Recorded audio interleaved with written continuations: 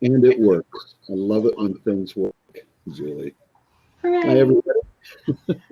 We're here for what should be a wonderful webinar. I'm Vinny, Director of Fortified Groups, and I'm here with my guest, author, and overall great person, Julie Boucher. Before we get going, I've got a couple of little announcements, some housekeeping items that I want to make you aware of.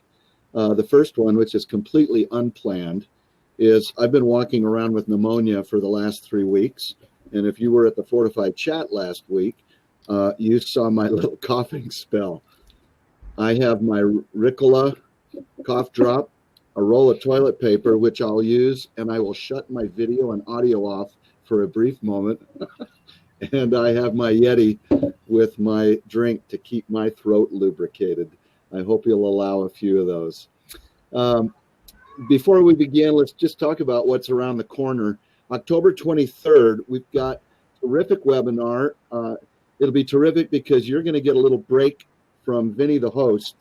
Fortify student Nikkei will be joining us and be joining Coach Holly, sharing her amazing journey of recovery. Don't want to miss it. A special reach out to the female students, but I know her message is going to be for everybody. That'll be October 23rd at noon.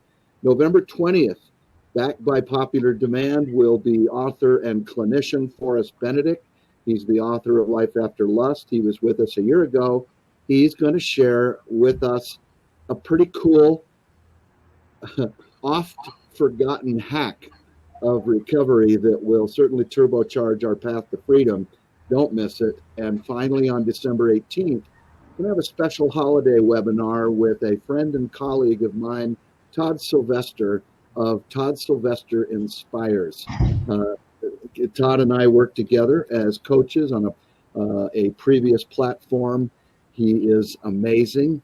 We'll be posting links to his information. He's terrific. He's going to focus on, at least I think, he's a cognitive coach, a professional mentor. He's going to be talking about overcoming our limiting beliefs. I can't think of a better topic, except for this one today with Julie, to prepare us for the new year.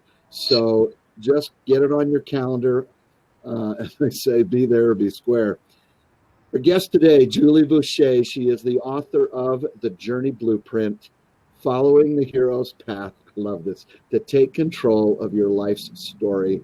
Can't wait to get this conversation going, Julie, but I want to ask you to tell us just a little bit about you, some of the struggles along the way. Give us some context. Yeah, you bet. First of all, thank you for having me, and I really appreciate the opportunity to be here. This is something I'm really passionate about, and so any chance to talk about it is very exciting for me, and to be with this group today. Thank you for letting me be here. A little bit of context. I am a teacher by trade. I worked in public schools for on and off for about 7 or 8 years, worked in private schools. The most recent job that I had was working in residential treatment. It was a facility for women who suffer from eating disorders and the other things that they're trying to work through as they deal with that specifically. And I've actually been with that company for about 13 years. They have a private school there for the adolescents to keep up on their credit as they're getting treatment. And that has been an amazing experience. I feel like that was such a blessing in looking at my path and my journey and ending up in a place that I never dreamed I would be.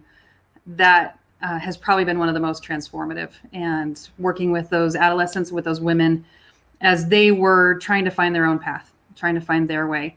And I had the opportunity last year to develop a group with them that addressed the issues and the concerns and the points that ultimately the book that I wrote. And kind of a partnership between what I had been teaching for years just to my students and then working with these women. It all kind of came together in launching that book last year. And I feel like one of the most defining qualities of me is that I love to learn. I feel like there is just something about learning and loving to learn that changes the way you see the world. And so that has led to not just a bachelor's degree in education, but I ended up getting 2 master's degrees. because I love it. I love being able to take something that I learn and do something with it. And looking back at the path that I've been on and the experiences that I've had, I mean, I planned on being the 30-year teacher. I was going to be the teacher who was in the same room at the same school and teaching the kids of our students. And, you know, I was going to be a legend. That was going to be my path. And that was not what ended up happening. And I'm really grateful for that, being able to look back on it, particularly at this point, and seeing both the highs and the lows. The times I felt really lost, businesses that failed, homes that flooded. I mean, just miscarriages, all sorts of things that happened that ultimately led us to where we are today. And coming to know this process that I ended up writing about has really made so much possible that I never dreamed could be, to the point where I'm talking to you guys today. And that's amazing to me. And I'm super excited about it. So glad you accepted the invitation. And we've had the chance to talk at length about our struggles, trials, and so forth. And I realized about 10 pages into the book that even though the title, didn't say recovery or addiction, that this book, just wasn't for addicts. It's really for everybody, isn't it? It is. And I know people say that, and it sounds so trite sometimes, but I have no doubt in my mind that this book is for everyone, mostly because the most beautiful part to me as I teach it, as I talk to people about it, is that everyone gets to hear what they need to hear in that moment based on what this process is. Everyone can relate to it. If you're a human being and you're out living your life, this applies to you. But what I love is that it applies in such different ways depending on where you are. At one point, this is going to be more present for you. At another point, a different part of the process is going to be more present. And being able to take that whole big picture and present it in a way that allows, I mean, one of the first things, Vinny, you said to me when we sat down at lunch that day was, "Are you a recovering porn addict?" And I said, "No, I'm actually not." And if you were, would you be willing to share it with me? I just deeply appreciated the fact that you felt heard through what I had written in the book. And I think honestly, that's because it really taps into the basic experience of being human. And the struggles we have, the triumphs we have, it's all kind of encapsulated into this process. And as we learn about the process and understand the process and ultimately trust the process, that's when we really are free to take control of our story. And we get to decide how we want it to turn out. One of the difficult, and I'll even refer to it as talking about my friend Todd and cognitive change and changing our thinking. I had a thought for years that I'm the only one that has this problem. There's nobody that has. And one of the great revelations was to find out that millions, perhaps billions, have the problem. And it sort of allowed me to get off the narcissistic seat that I was sitting on and sort of, as you would say, realize I'm human, and I became part of the human race, which actually diffused a lot of some of the fears of something's terribly wrong with me. If that's true, something's terribly wrong with billions of others, because I was not the only one. But Julie, if you were in one of my groups, which you are not, but if you were in one of my over the last couple of months, you would have received a copy of this book, The Journey Blueprint, Following the Hero's Path to Take Control of Your Life's Story. I didn't just like this book, I loved it. I did not think this book was just interesting. It was important, so important that I decided I had to give it away to my group members, and would like to just say right now, as we talk about the book, if somebody is feeling, hey, I'd really like a copy of that book, I'm going to ask them. In fact, I'm just going to write it in here and put my email. No junk mail, no spam mail, please. But here's my email. The first 10 people, I'll repeat this later, but the first 10 people, if that's visible, for some reason, I don't see it. I hope it's posted. Do you see it, Julie, on yours? Yeah, I can see it there. So Yeah. there's my email. If you want a free copy of the book, it'll be an Amazon Kindle version. But I didn't want to just say to people, oh, you got to buy this book. I just said, get it in their hands. I love my group members, wanted them to have it. And many are already having a very positive experience. The reason is 1996, I'll be brief, but I lost everything. That was the beginning of my journey. I was sitting at a table where there was a jigsaw puzzle not put together. It was scattered all over the table. And I looked at that in a reflective moment and realized when I would say, what happened? What did I do wrong? What's my life going to be like? That I just said, that's it. There I am, that unconstructed jigsaw puzzle. Some years passed, and I not only found lasting change, I realized that I had discovered so many of the pieces of that puzzle and how they fit together, what they meant. I even remember writing an essay called The Beauty of Figuring Out My Life. This book, as I read it, even though it has ended up completely different than what I thought 25 years ago or more, I sit excited and hopeful and eager to find out what lays ahead, what's in store for me. And the focus on the past is, I'm not saying it's gone, but the memories are much more redemptive than they are punishing. And it's one of the reasons, as you and I have spoken, that I use that expression. If we knew how great recovery was, we'd put our track shoes on and sprint to get there. Your book has been one of the first things I've been able to just say, you're asking me, guys, you asked me what there is. This book is a great part of the experience of what one of the theirs is. It's beautiful, lovely, and happy. And I want to make sure, Julie, that you post link to your site as we move forward. I just don't want to forget about that. Yeah, absolutely. The journey blueprint, Julie.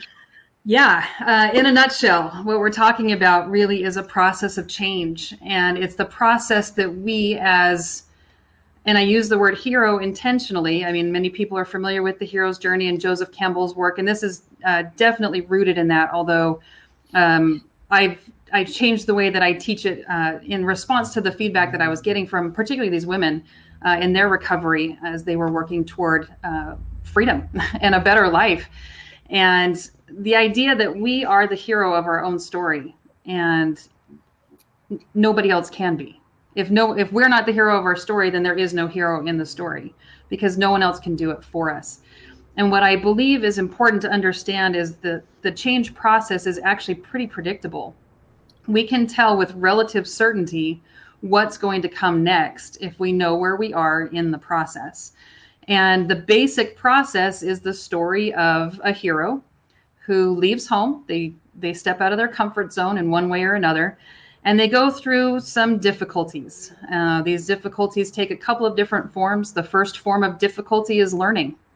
It's figuring out what you don't know and going through the process of learning how to do those things.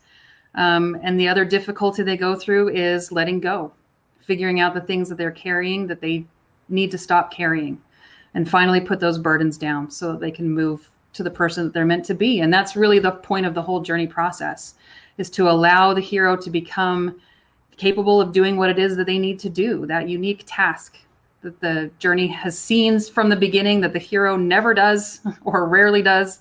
They often think they know what they're in for. They are usually wrong. And I should say we are usually wrong because it's us. I am often wrong about what I think things are, where things are headed. And then they ultimately go home. They return back to where they were before, a changed and transformed person, and ultimately set themselves up for the next journey, and then the next journey, and the next journey, and the next journey. So that's kind of it in a nutshell.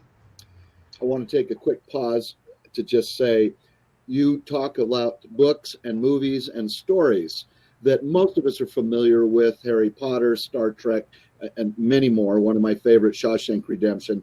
One of my favorite movies, an older movie called The Mission.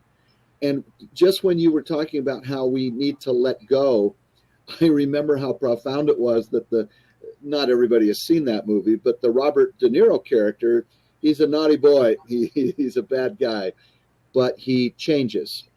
And one of the things he does, if you might remember, he's carrying this huge load on his back.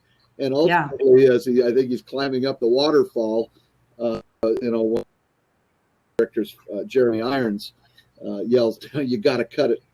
And he cuts that load off. And what a great metaphor. But I felt that as I read your book, almost sort of the reminder that I had already let go, and what a wonderful thing that was, and how important it is to sort of emphasize, especially in the addict community, we hang on to memories. We really do. And shame, again, is such an obstacle. Letting go is a wonderful way to, again, begin to move forward faster, if I can do it. And so I just wanted to highlight that, letting go, big deal. And I love it, how you address it in your book. Well, and I think that bringing up that important point of it's not just a way of moving forward faster. If we don't let go of those things, we literally get stuck. The process, we can't become who we need to become as we hold on to those things. And generally speaking, when people do feel stuck in their journey, in their process, it's because there's something they're holding on to. And as I've worked with different people, we're really trying to get to the root of that. Like, what is it that we're still holding on to? What beliefs, what conceptualizations of the world, what ideas, what identities, and really getting into the work of what do I need to let go in order to really break free and to move forward. And the beautiful part of the journey is that the journey process itself, and I often talk about it as though it's an entity, that it has passions and things that it cares about and things that it wants for us, because I truly believe it does. The journey itself is never going to ask us for something that we need. Every time it asks us to give something up, to sacrifice, it's because that's the very thing that's holding us back. And it's terrifying. I mean, I don't want to gloss it over and make it seem like, reading this book is going to make it so that everything's easy and you never have any problems. It's a difficult thing, but it's also incredibly hopeful. And I appreciated that you mentioned that before. It is so hopeful when you understand the process and can really identify where you are, and therefore what you need to be doing, how you need to be spending your time, what adjustments you need to make. It's all ultimately leading to something that is often beyond our ability to comprehend. It's often more beautiful and more amazing and more breathtaking than we could have understood before going through the process of learning, of letting go, of getting through and doing the things that the journey's asking us to do. Without appearing strange, and having Clay and Jacob tell me to hit the road, no more webinars for that strange community. I had an experience reading the book. I didn't have a spirit leaving my body, but what I felt was that I was, in a sense, almost floating above the contents of the book and seeing this beautiful macro view of thousands of experiences in my life that started in the abyss, ended up that where I crossed the threshold, took the risk, and found more and more about me, my unique calls, whatever they were. And it was such a beautiful, literally an elevated feeling, Julie. Yeah. And there's, when I teach the group, the course that I developed and present it in that way, we obviously go a little bit more in depth into what's in the book. And one of the things we talk about is really how there's kind of a dual image that this journey allows us to accomplish. The first is to elevate ourselves, to become better and better and better and better. We're becoming more knowledgeable, more skilled, more capable as we go through this process. And it really is an elevating process. But what you just said made me remember that it's also important to mention the other part, and that is a digging down and a getting clear on who we are, coming closer and closer and closer to our true essence, to who we are as people, what our value is, and why we're here. And so, yes, we're elevating and we're moving up, but at the same time, we're digging down in, we're getting closer to the heart of who we are. And in finding that who we are, it just opens up the next level of beauty and connection. Just like every time you learn something, it opens you up to be able to learn something different. And so kind of those paired spirals, one's moving up and leveling us up to the next part of who we can become. But at the same time, we're digging down in and we're clearing things out that get us closer to who we are. Just our innate value as human beings. I told you I might bring this in our meeting. And my group members are going. I see a couple of my clients are. Don't bring out the piece of dog do, Vinny. I am bringing out the piece of dog do because one of the things I felt an emancipation from was being sort of stuck to this belief that, yeah, I know who I am. I'm a piece of garbage. Look at my behaviors. It proves I'm a piece of garbage. And it is, talk about limiting beliefs. It's one of the most limiting beliefs in the arena of addiction and addiction recovery. And to be able to see who I sort of really am, and which will expand and grow over time, seeing the truer picture and the even truer picture, more true. And ultimately, I think of that expression, the truth shall set me free. One thing it sets me free from is this is not who I am. This is what held me bound to these horrible feelings of self-loathing, often even suicidal for some of us. And it's a lie. It's a total lie. I love in the Journey Blueprint the idea of really finding and connecting with who I really am. It doesn't happen in a second. Like most things that are worthwhile, take some time. But absolutely, don't we all want to know who we really are? And because the truth is, our best selves are who we are, sadly, occasionally encumbered by some baggage along the way that got in the way. But who we really are amazing, wonderful, unlimited potential, regardless of any physical or mental handicaps that we may have. I'm Absolutely. So glad you said that, Julie. Well, good. I'm glad I did too. Because I think it also is a good reminder that in the process of letting go, as we often experience these abyss moments, because you mentioned the abyss specifically, as we hit rock bottom, because that's really what the abyss moment is, that we find that what gets torn away from us, and it really feels like being torn in many occasions. It is a heart-wrenching, difficult, painful process to clear those things out, to see the lies behind them for the first time sometimes can be devastating, I think, in many ways. And so these are not pleasant experiences, but what we find as those layers are ripped away and we start clearing things out, that ultimately rock bottom is solid. Rock bottom is truth. And sometimes it takes us a while, and you're absolutely right. I mean, this doesn't happen overnight. It takes a while to clear out all of those things that were on top of that truth. But we know it when we've hit it. And I would assume and hope that everybody listening has had that experience. You know it when you hit it. Yeah. Because it's almost like you can breathe again, even though you shouldn't be able to. You're maybe in one of the most devastating moments of your life, where you lose basically everything that you thought mattered. But all of a sudden you can breathe. And that truth, that rock bottom that we had so much pain and so much sorrow to get to, is where we actually can start building once we hit it, and building upon those truths, like we are intrinsically valuable. There is nothing that we can do that can lower our value as a human being. We try, and society tells us that we can, but ultimately what matters is getting to that truth. And once you have that truth, you build on it, and then you build the next thing and the next thing, because it's so solid to see who you are, to see what your value is, and not let it be clouded by all of the other messages that we get, the things we hold on to, any of those other things. Julie, I'm going to do something. Thank you for that. I told you, we sometimes don't get to the questions. Can we pause? We're at about the halfway point. Can we pause?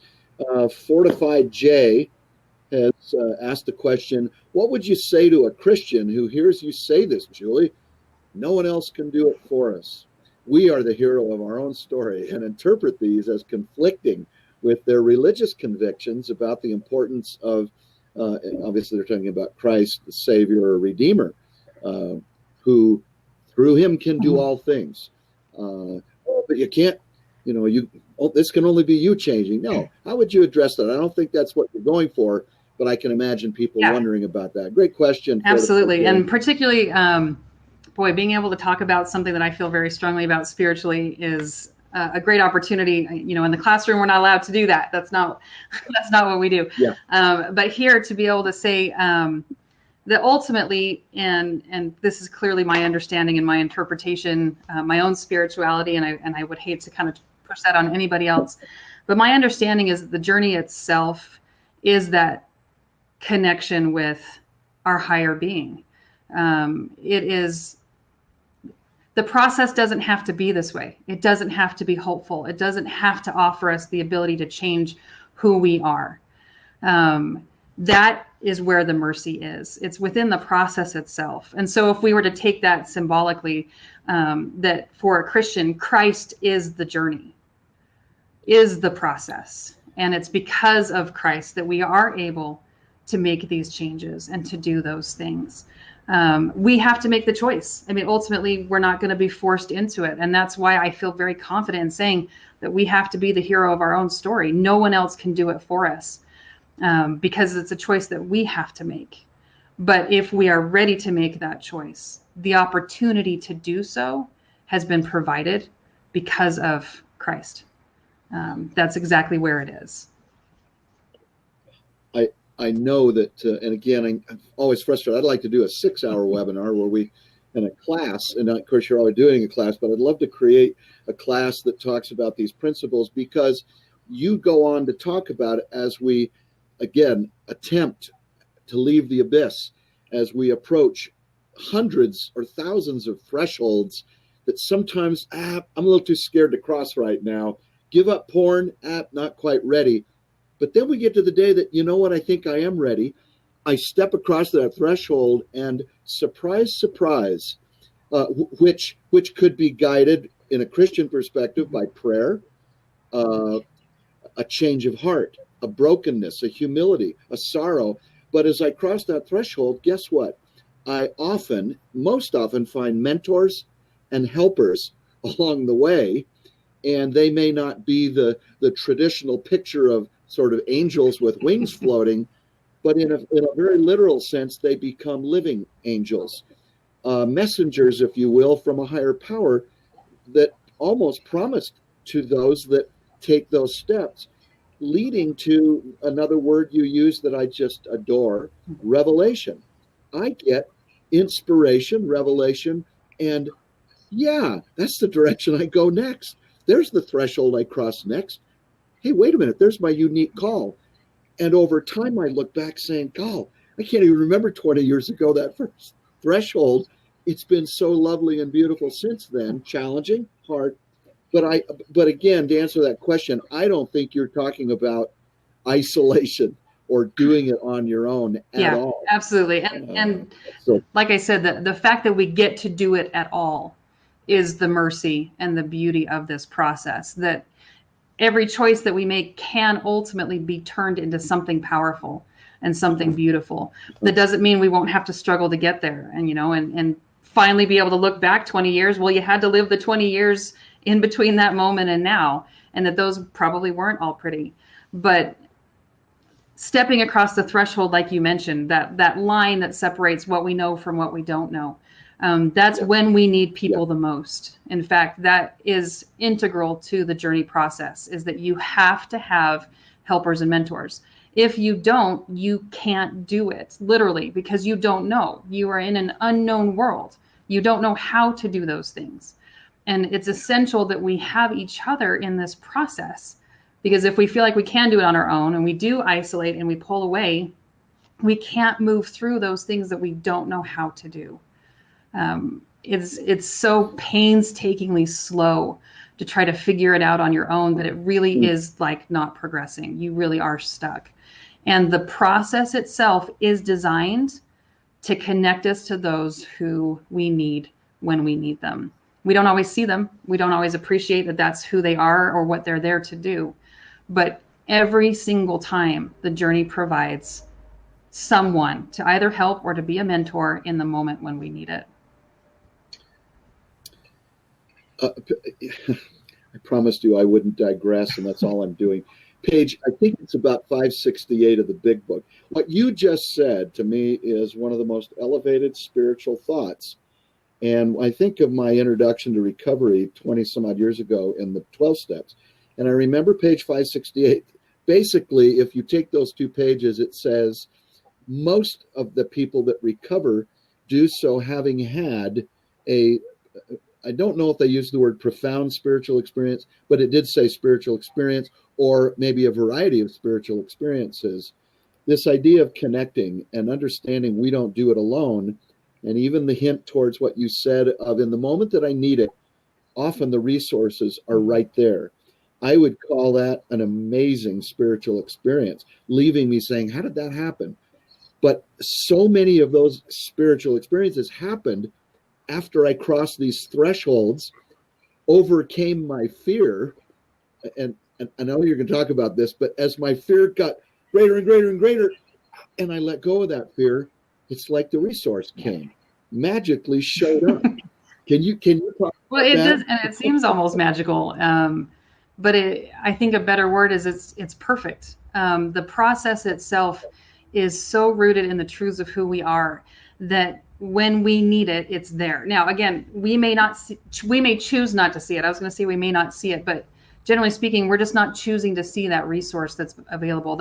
The friend who has offered, if we need anything, and we didn't need anything for a long time, and all of a sudden we do, we may dismiss that and say, oh, no, they're too busy, they're too whatever, or a course or a book or whatever it is. The resources are around us, I would say almost all the time, but our ability to see them, right, to have the clarity and I think the humility enough to look around and say, what I need help, first of all, embracing that truth. I need help. That's just part of the process. It's not because I'm broken.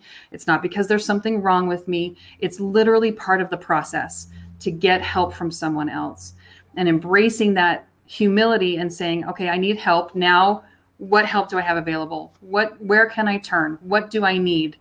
We find that those resources were, in most cases, they were already there. We just hadn't seen them. And I think that there are absolutely forces. In the book, it talks about resistance, and that's actually one of the more important aspects of the journey that I think we need to understand. But we have resistance to these changes. We have resistance to letting these things go. The goal of resistance is to keep us where we are. You said, until you cross that threshold, you can't really start moving, and that's absolutely true. I know that they put a link in the chat box for a diagram, just if you want to see what the diagram looks like. That link should let you download it. But the whole first part of the journey, we're not progressing. We're waiting, and we're spinning our wheels, and we don't know maybe what we want to do next. We're starting to get kind of bored, but then something happens and offers us this opportunity to step across a threshold. And sometimes we say no and continue to cycle and spin our wheels and not move forward. But as we embrace that opportunity, as terrifying as it can be, to step across the threshold, we find that we are not only supported through the entire process, but that the process itself allows us to then support others. That the whole point is to pay it forward. We become helpers and mentors for others as we learn and grow and become.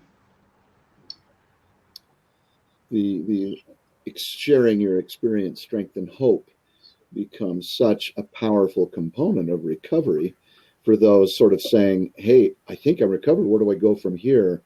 And in a true sense, they become the helpers and the mentors to others that you mentioned, if they're willing to overcome their fear of doing it.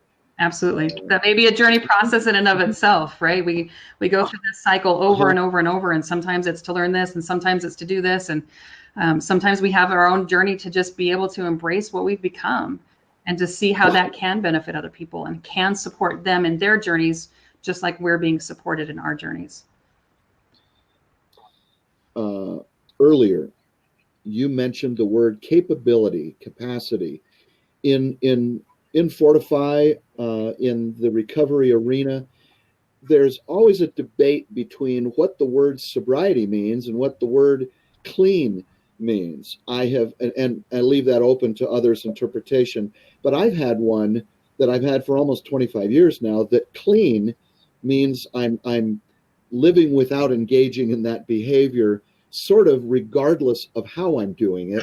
I could be white knuckling, and I got guys, that we post on the forum or in my groups or other groups that say, hey, I got 30 days, I got 60 days. And often when they do that, I still stand up. My group guys know I'll stand up and give them a standing ovation.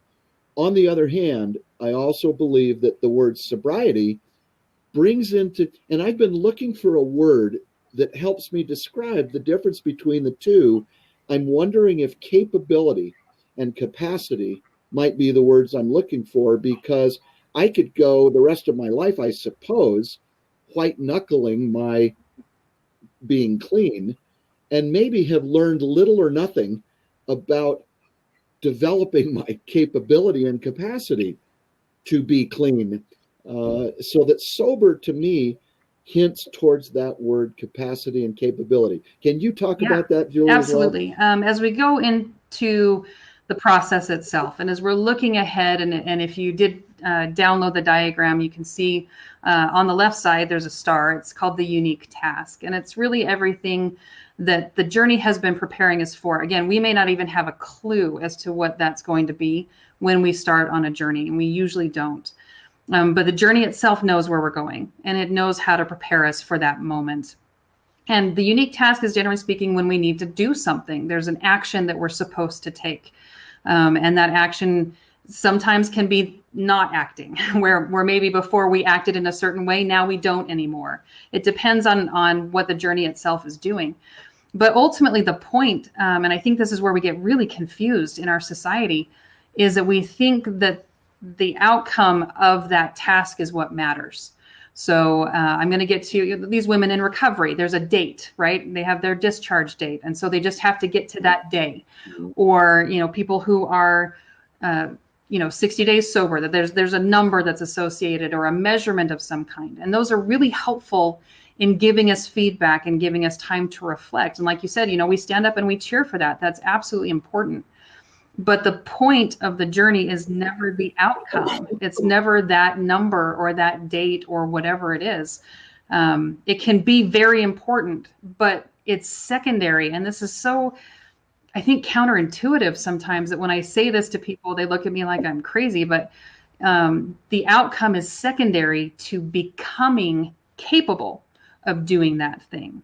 And so the example that I use often is I talk about, kids who have parents who make sure they get A's in all their classes. They write their kids' college entrance essays. It's the parents who get their kid into college because they forgot that the point wasn't getting into college. The point was to be capable of college once they get there. And it's never, winning the state championship is secondary to being capable of winning the state championship. And I think as we've talked about that there are some similarities there, that you can hit those numbers. And in some ways, to be honest, if your focus is on an outcome, if it's on a number, then you can cheat to get there. You can get to that number and not be any different than you were before.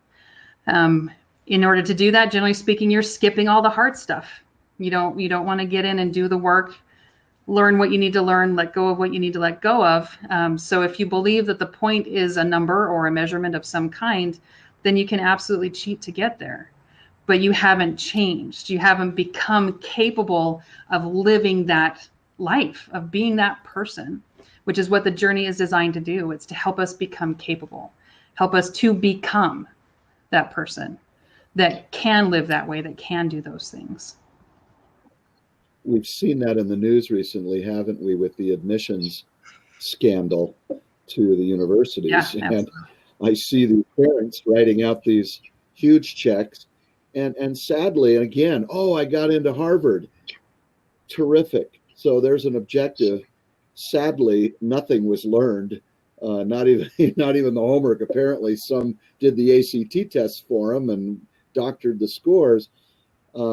My dream, personally and privately, and I think it's shared by others at Fortify, how lovely it would be to have us leave the program with the capacity, with the capability, and to know that as I move forward, I'm not so much focused. It's still, I'm going to Yeah. track my days. It's at least one measurement, but to me, the greater measurement becomes all the activities and the things I do to learn, as you say, and to grow and to develop capacity, skill over time. Get those, the Yeah. sobriety's there. Don't have any of those, and I'm forever Yeah. white knuckling Absolutely. in this thing and wondering, gosh, it's not working. How come? Yeah. I'm so glad you have some experiences. I had kind of made a mention about sort of that term resistance. Can you share? Because I loved the story that you shared with me. It fits so many of us here. The experience you had with Yeah. that With the gal. patient that I was working with. So, Yeah. the groups that I would run at the center were on Saturday mornings. It was filler, to be honest. It started out as filler, and then they recognized that they actually wanted to incorporate it more into their program. But those Saturday mornings, it was kind of early, and there were some things that had happened that morning that I was not privy to. I didn't know what had been going on the unit before I came and got them to come to group. And so that particular day, we were talking about resistance, and we were talking about how we went through the qualities of resistance, what it pushes against, when we're apt to see it, as we learn what our scripts are and how it manipulates us to stay where we are when the whole point of the process is to get us to move. And we got toward the end, and I said, it seems important to mention that as we are in this process, that resistance has a tell. And I grew up watching Maverick, the movie. I love the movie Maverick. One of my favorite parts is at the beginning when he agrees to lose for an hour, right? And he spends that hour learning the tells of everybody at the table. And I realized that at some point that resistance has a tell. And the tell that resistance has is that the louder it's yelling at us, the more it's pushing back, the more that we're hearing that we can't do this, that it's pointless, that we're worthless, whatever the scripts are that resistance uses, the louder that gets, the closer we are to our breakthrough. And so resistance will start out relatively quiet, and it will get louder and louder and louder. And if we feel like resistance is screaming at us, that's when we know we have to hang on just a little bit longer, because that breakthrough is right on the other side. If we will hold on, if we will stick to it just a little bit longer, we'll get there. And that was kind of how we finished up. And I noticed that there were a couple of women sitting on the back row, and one of them turned and was talking kind of frantically to the girl next to her. And I didn't know what they were talking about. And we were wrapping up anyway. And so we just kind of finished up with questions. And as everybody was getting up to leave, the girl that this woman had been talking to kind of slapped her on the arm and said, "Hey, you need to tell her." And I said, oh, please do. I mean, I'd love to hear whatever thoughts you had or if you have any questions. And she said, "Before I came down to this group today, I put in my 7 days notice, which is required at the center if they want to leave and be okay with their insurance. They have to give 7 days notice before they leave." And she had reached the end. She was done. It was too hard. It was too frustrating. There was too much she felt like she was having to give. And so that morning she was done, and she put in her 7 days notice. And she came down to the group and realized in that moment that what had happened was resistance was screaming at her. All of the things that she was afraid of, all of the frustrations, everything, that was all she could hear. It was so loud. And that was the word she used. She said, "It was so loud in my head that the only logical thing to do was to put in my 7 days notice." And she said, "But I'm not going to do it.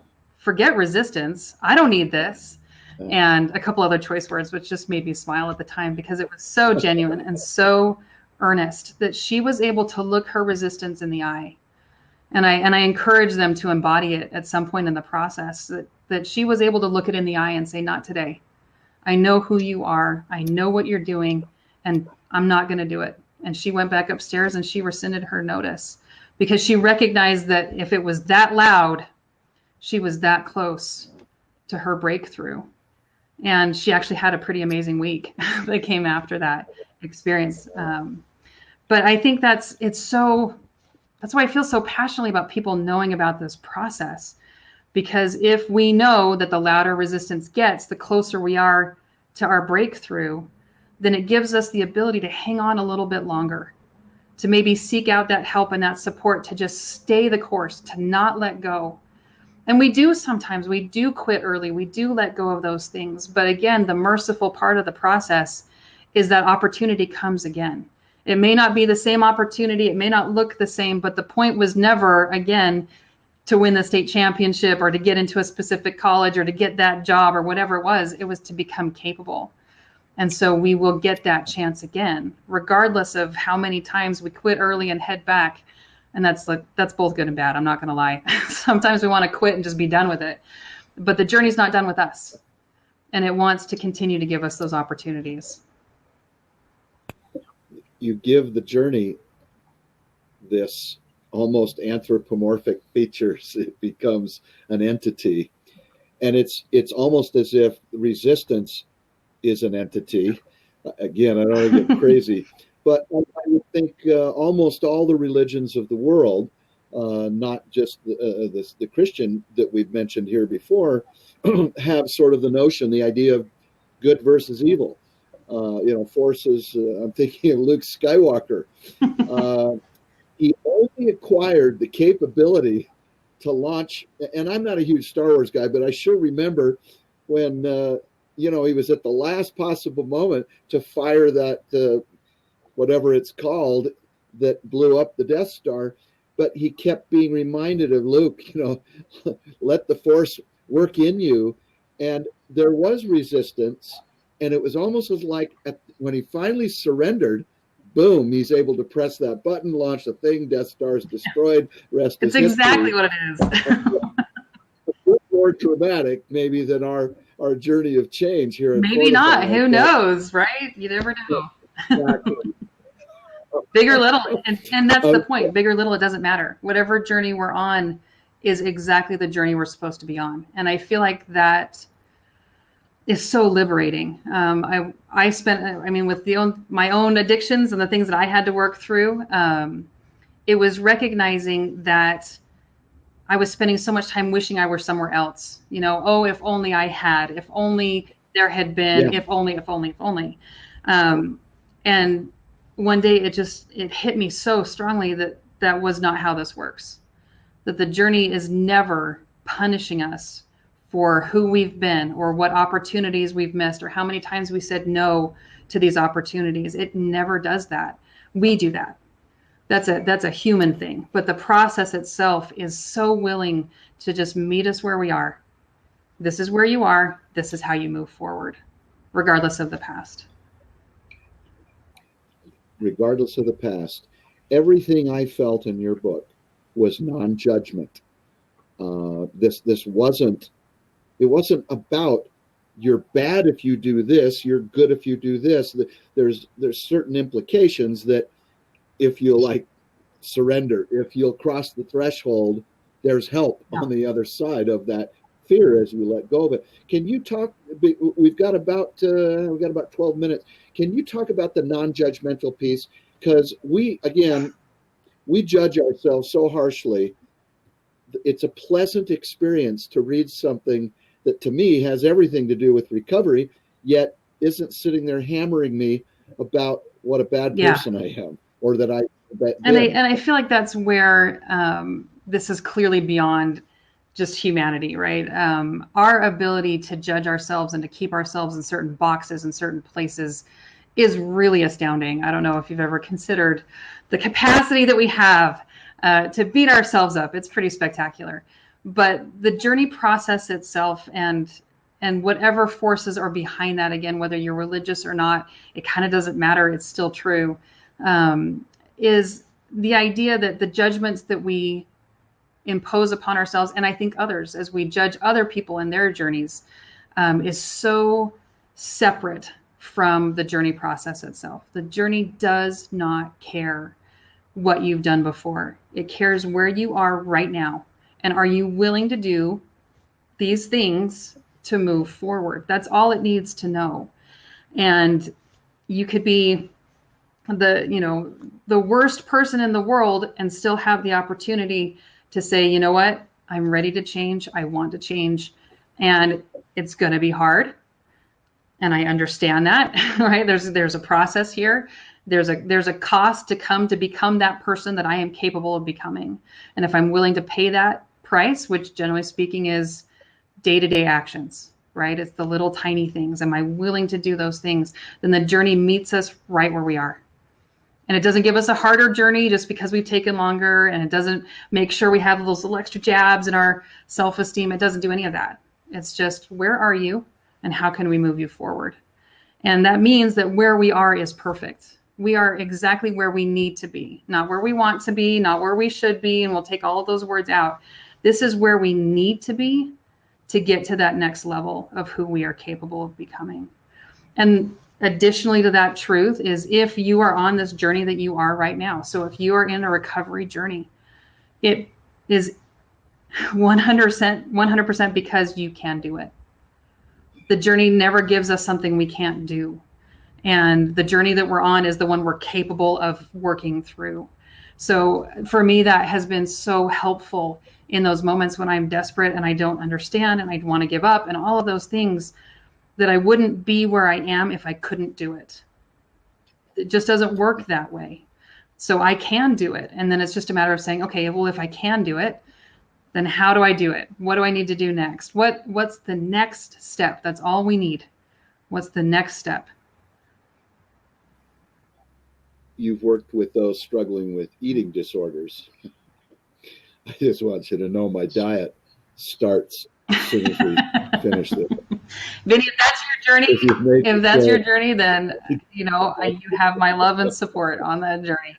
So any journey, we need that love and support, right? And I feel like what you were talking about with the human race part before, everybody's journey is different. Everybody's journey is different. I can't tell you how to live your journey.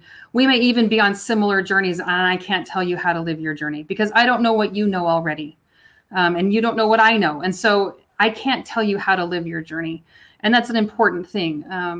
We can get advice, we can have mentors, we can have helpers, we can have all of those things. But ultimately, this journey is ours. And it will be different than anybody else's journey. But at the same time, we are all on journeys. Every single one of us is on a journey, and probably multiple journeys at any given time, right? A journey with your kids, a journey of your job, a journey here and there. And I feel like if we understood that better, it would bring us together more. That I could look at the guy who cuts me off and just recognize, oh man, he's on a journey, right? Like I know what that's like. Somebody who's in an abyss moment, I know what abyss moments feel like. I don't know what your abyss moment is, but I know what the abyss feels like. And so does everybody else.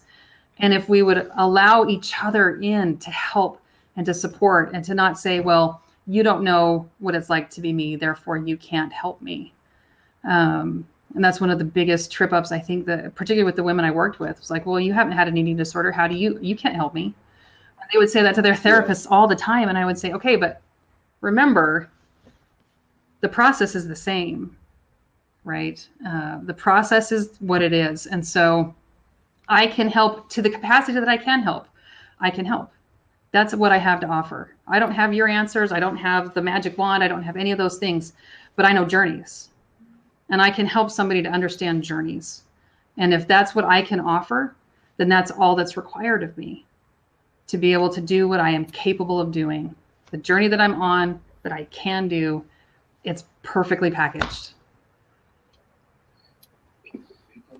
People that have had spiritual experiences often talk about how exhausted they are after having that experience. I've been having that experience for a couple of months, Julie, as I've shared with you. And I want you to know I'm not anxious to finish this webinar on the one hand. On the other hand, I'm going to tell my colleagues, my phone will be off the hook. I'm going to take a nap. I have been so excited, have gained so much from you, have gained so much. I'm on my third read through of the book. And obviously, I've been enthusiastically sending it to share with group members who are then also paying it forward, having an experience that who knows how this impacts their journey. But, I've taken the risk that if it's impacted mine this strongly, and so many tie-ins to Fortify, to me, all this does is support everything that we do on our program and our platform. It's very congruent. I want to remind those of you who came late, if you will email me at vinny@joinfortify.com. I'm not looking at my email right now, but the first 10 that contact me in my email will get a free copy of Julie's book. It will be the Kindle version, but this is the book, The Journey Blueprint, Following the Hero's Path to Take Control of Your Life Story. And it's beautiful. Julie, any parting shots from you before we say goodbye? I mean, besides thank you, I'm going to go ahead and put in the chat just the URL for the website so that that's there. I have on there a free article that you're welcome to download to see if what we're saying here and the extension of it makes more sense. What are we going to say? Tell me it's the article on Unstuck. It is the article on getting unstuck. Yes. So so please, if this is of any interest to you, thejourneyblueprint.com is the website, and there's a free download on there, and it is 5 things that I found in studying this process. You said you're on your 3rd time through the book. I'm probably on my 800th time, but I feel like I learn something new every time. I feel like that's how I know that it's got to that truth point, because I can revisit it and learn something new every single time. But absolutely open. Anybody who wants to go download that article, let me know what you think about it. I'd love to hear how things are going. If you had any insights, I think that would be wonderful. And if you're afraid to give Julie feedback, email me. I'll hear the feedback and I'll pass it on to her. A quick reminder. Thank you again, Julie. I just want to remind the members again of October 23rd. We've got Nikkei. Fortify member Nikkei will be with Coach Holly, sharing her really wonderful, remarkable, amazing recovery journey and story to freedom. And on November 20th, we've got the return of Forrest Benedict, the author of Life After Lust, going to be sharing a fun hack of recovery that I like to use the word turbocharge, the speed that we're at in our path to freedom. And then finally, a special holiday one on December 18th, Todd Sylvester of Todd Sylvester Inspires. We will be talking about preparing for the new year and overcoming limiting beliefs. So I send all of you my best. It's good to be with you today. I will not see you till November, but I will see you on the next Fortify chat. Julie, I asked my guests, I have a specific request. Number one, will you come back? Absolutely. Absolutely. I would love to. My hope is that when you come back, this is not some official announcement, but I can't sleep because I see in my head the Journey Blueprint for Addicts. And I'm hoping that we can work out the collaboration to get this one done and specifically use some words that fit the addiction arena. But and I know we've only talked about that in a preliminary way. So that would be wonderful. I would love to no pressure. Thank you very much, everybody. Thanks for being here. I see that the journeyblueprint.com got posted. Again, email vinny@joinfortify.com for a free copy if you're in the first 10, and some terrific information on the journeyblueprint.com website. Thanks, everybody. We will see you Holly and I'll see you in the next Fortify chat. Have a great rest of the week. Thanks again, Julie. Bye-bye.